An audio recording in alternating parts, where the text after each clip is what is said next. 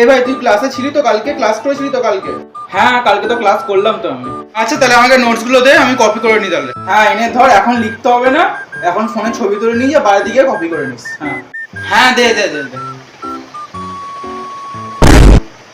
এটা কি?